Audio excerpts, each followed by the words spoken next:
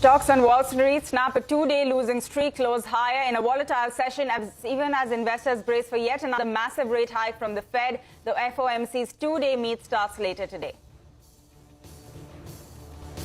Stocks in the Asia Pacific open largely higher on the back of positive cues from Wall Street. Japan's core inflation rises, while China keeps benchmark lending rates unchanged. The SGX Nifty signals a strong start for the Indian market.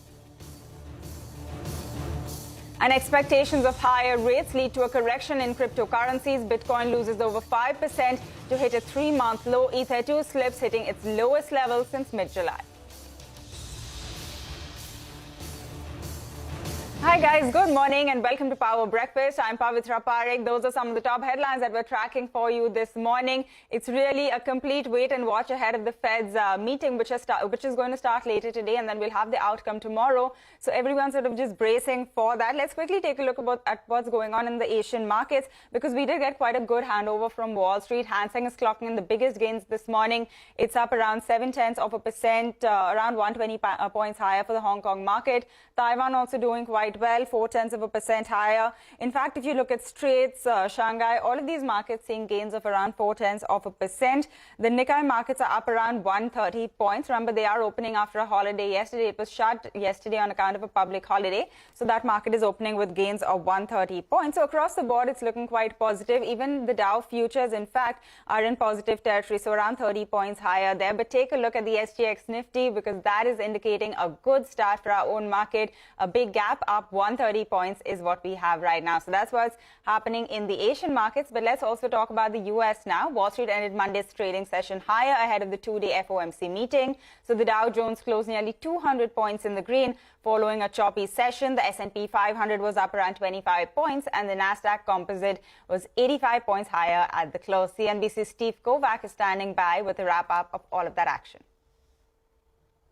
It was a mix of green and red on Wall Street for most of the day as investors nervously wait to see what the Federal Reserve does with interest rates 2 days from now. But when the closing bell rang, late buying had lifted the three major stock indexes to moderate gains. The Dow ending up around 0.2%. The S&P also gaining roughly 0.2%. And the Nasdaq closed 0.75% higher. Even as airlines cut routes because they don't have enough pilots, the FAA is rejecting an industry proposal to sharply reduce its flight time training requirements for new co-pilots. And Hilton is going into orbit. The hotel giant will design the astronaut living quarters for Starlab, a private space station being developed by Voyager Space Holdings and Lockheed Martin. Voyager CEO tells CNBC he's excited about Hilton's unique perspective because, in his words, they're not space people. That's the action from the U.S. market. Back to you in Mumbai.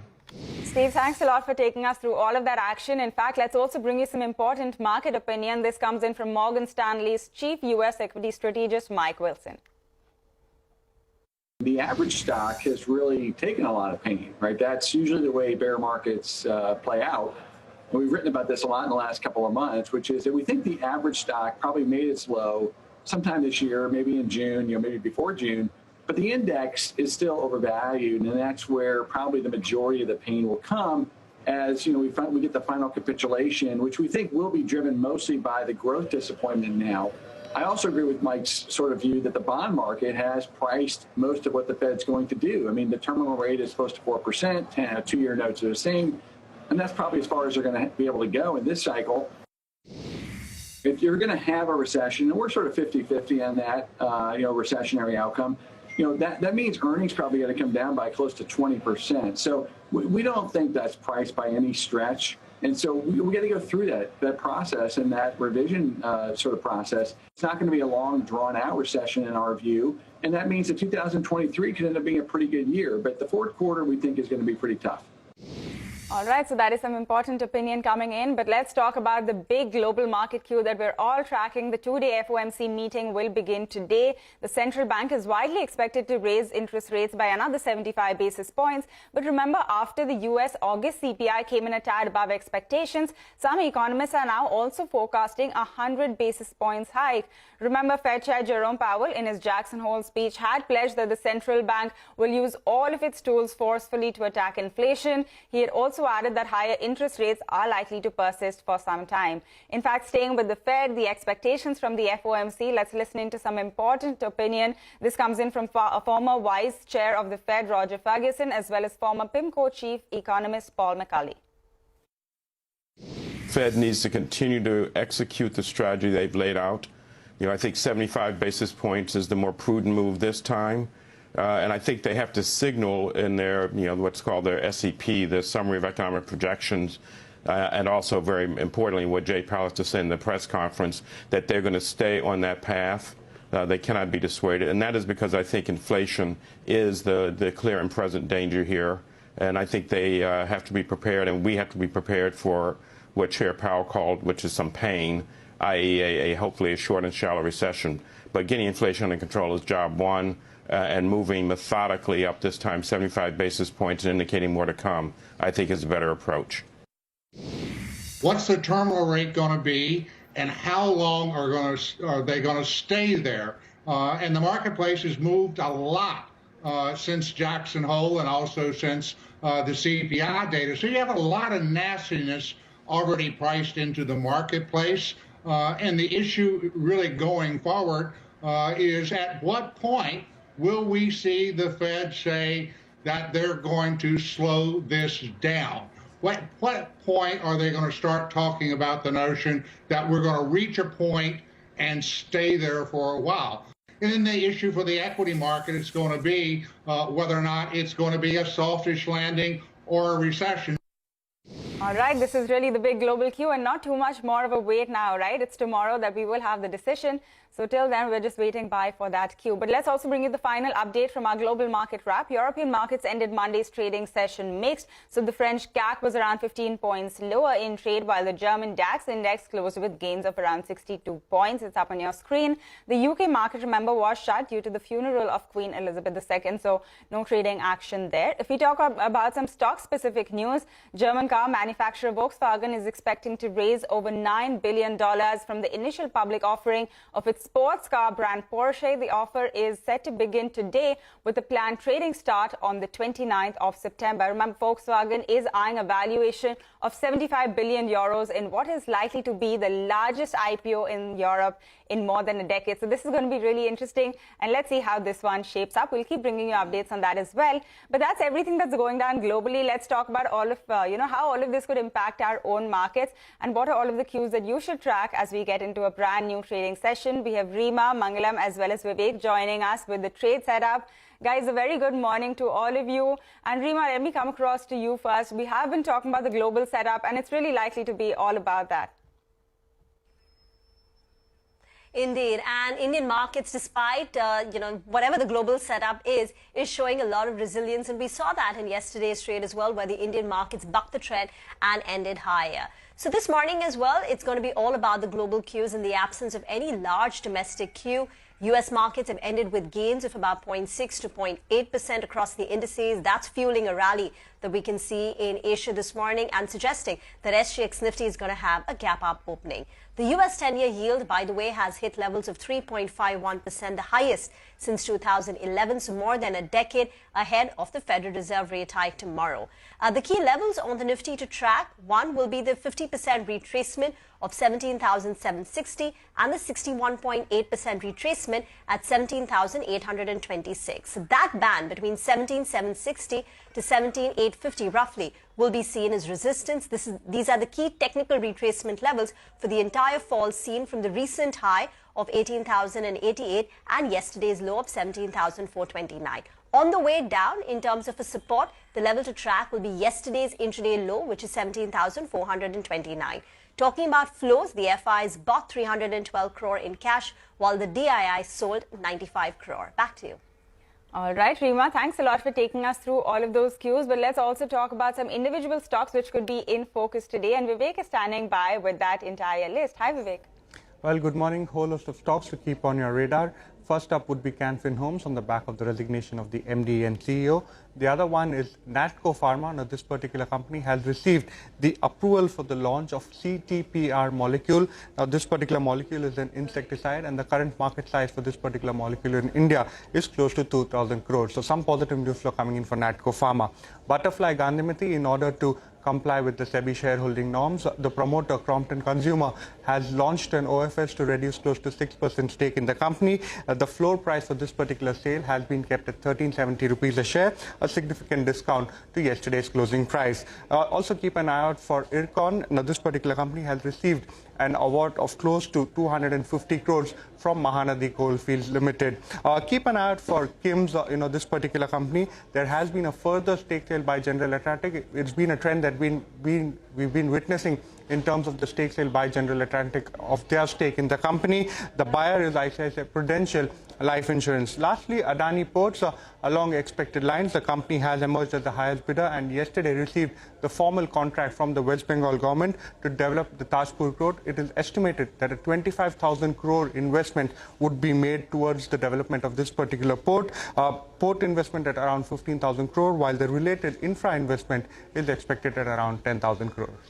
All right, Vivek, thanks a lot for that entire list of stocks. We're going to keep all of these on our radar today. Finally, let's talk about all of the cues from the futures and options space as well. And Mangalam is standing by with that. Good morning, Mangalam. Good morning. So yesterday we outperformed the global markets, and while the FIs bought about 312 crores in the cash market, the important part was there was a lot of short covering that took place in index futures. The FIs bought about 1,200 crores in index futures, and they covered almost 10,500 shorts, had about 2,500 longs. The market not falling is a big positive for these shorts in the system, because then they tend to cover, and that's what we've seen over the last few trading sessions. On September 15th itself, the short positions of the FIs were at 76%.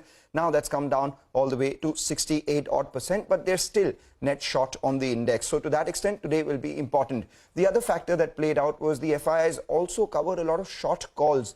They had written a fair amount of calls, so those calls around 17,500, 17,600 were covered to the tune of 60,000 contracts. And importantly, we also saw put addition on the short side to the tune of 33,000 contracts. However, does that mean we keep going higher? Well, perhaps not, because yesterday's high was at the 20-day exponential moving average of 17,676.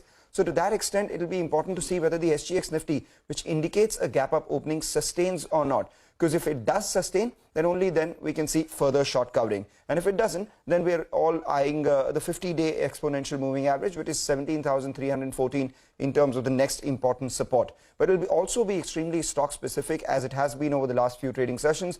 Two stocks on my radar, Delta Corp and Escorts. Escorts, after hitting a fresh 52-week high, has entered F&O ban. And Canfin Homes is the other one. Yesterday ended at the low point of trade. Post-close, we had the news of the MD CEO resigning, and there were 55% open interest jumps or a lot of short positions added on the stock. So what happens today will be extremely crucial. Will those shorts cover, or will they get followed through? All right, Mangalam, Rima, as well as Vivek, thank you very much for joining us and prepping us up for this fresh trading session. With that, it's time for our first short break on the show. But like we told you, Canfin Homes saw a big drop in trade yesterday, around 7% lower after news that Girish Kousgi resigned from his post as MD and CEO of the company. So stay tuned. We'll bring you all of the details when we come back.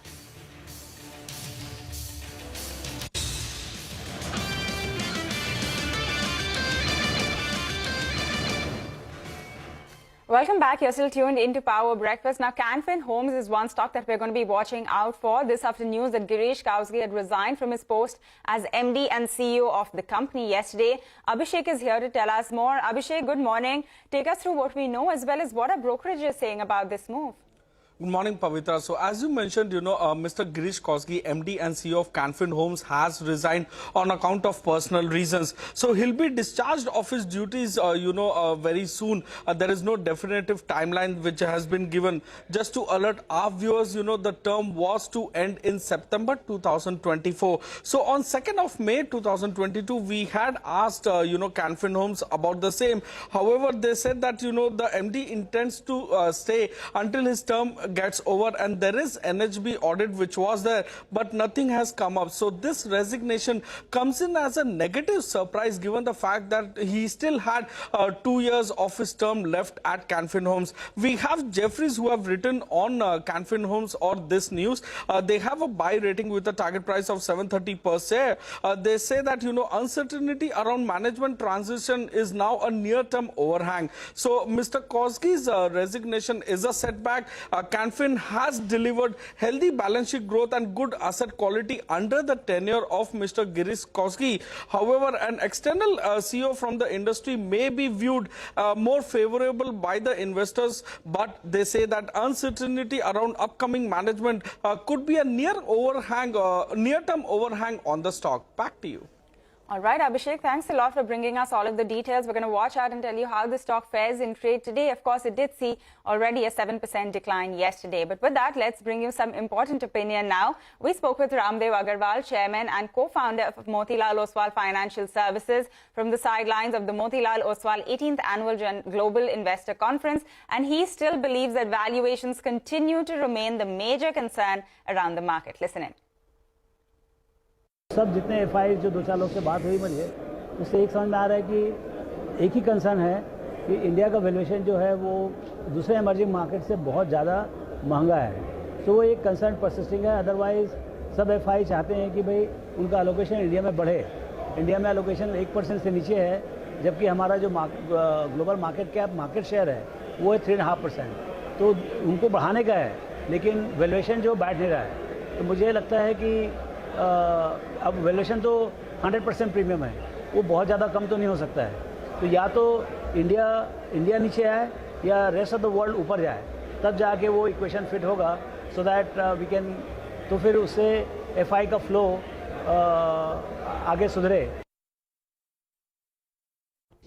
All right, that is what coming in from Ramdev Agarwal. The fact that India's valuations are so high in comparison to some of its other peer markets, such as some of the emerging markets, that is the key concern. But with that, we're going to get into a short break now. When we come back, we'll shift focus and talk about the world of commodities. So stay tuned for that.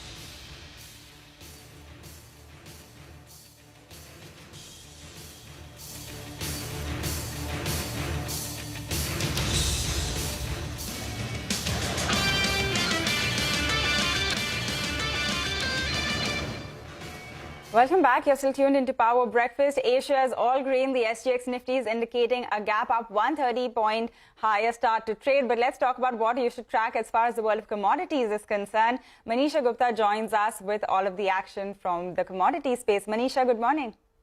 Morning, Pavitra. I hope I could express the same kind of bullishness in commodities, but it's not the case, because most of them are trading slightly on the weaker side, majorly ahead of the US Fed meeting, which is expected to be at 75 basis point hike, and the guidance is something that the markets are waiting for. So ahead of that, the volumes have slightly gone down. It is a jittery move here. For the crude oil prices, it also is about the US SPR going to be releasing 10 million barrels into the open market. That would mean more supplies in the global space. And then the Chinese crude refiners also are increasing exports. The support, though, comes in from the fact that the OPEC is producing less than the agreed quota, and also the winter demand in Europe is something that the markets are watching out for. Having said that, $90 per barrel is a pivot point right now, and plus minus $2 to $3 is what we seem to be trading at this point in time. But for the other industrial commodities also, it's a bit of a decline right now. For copper, we've seen the prices decline. The weak economic growth numbers are weighing here. The rubber prices are trading at a 16-month lows. Steel prices are trading at a 1-month lows as well. There is low demand from industry, from construction inputs, etc., and that continues to weigh on overall spreads. All right, Manisha, thanks a lot for bringing us that update. In fact, staying with commodities, let's also bring you some important opinion. This comes in from Helena Croft of RBC Capital Markets on what the oil situation is looking like. Listen in. I mean, recession fears are definitely weighing on, the market right now. Also, strong dollar because, oil is priced in dollars. So there's a concern that that will impact demand as well.